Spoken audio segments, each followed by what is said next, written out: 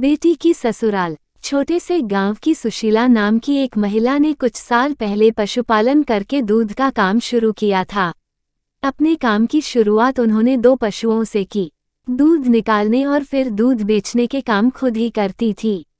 हालांकि उनका भरा पूरा परिवार है। बच्चों की शादी हो चुकी है। बेटी की शादी पिछले महीने ही हुई थी। आस पड़ोस के घरों की महिलाएं उन्हीं के यहाँ दूध लेने आती है। आज सुबह जब पड़ोस में रहने वाली मंजू सुशीला के घर दूध लेने के लिए डोली लेकर पहुंची तो उस समय सुशीला आंटी फोन पर बात कर रही थी।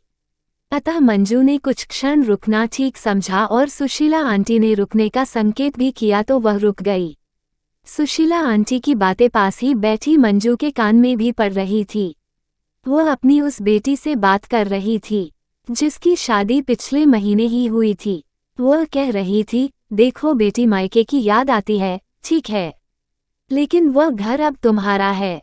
तुम्हें अब अपना सारा ध्यान अपनी ससुराल की खुशी के लिए लगाना है। और बार बार फोन मत किया करो। सबसे चोरी छिपे तो बिल्कुल भी नहीं। जब भी यहाँ फोन करना तो सास या पति के सामने करना। पति की खुशी में ही पत्नी की खुशी होती है। तुम अपने फोन पर मेरे फोन का इंतजार कभी मत करना। मुझे जब कभी भी बात करनी होगी तो मैं तुम्हारी सास के या दामाद जी के नंबर पर फोन लगाऊंगी, तब तुम भी बात करना।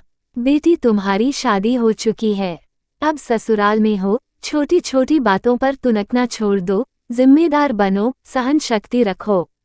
अपना घर कैसे चलाना है, तीज त्योहार कैसे करने हैं, ये सब अपनी सास से सीखो। हर घर के अपने तौर तरीके होते हैं। एक बात हमेशा ध्यान रखो, ससुराल वालों का सम्मान करोगी तो सम्मान पाओगी।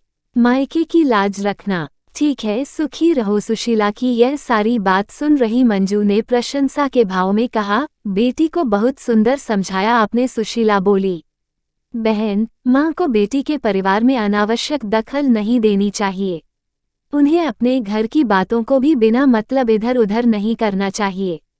उस घर कोई समस्या हो तो समस्या का हल खुद ढूंढो।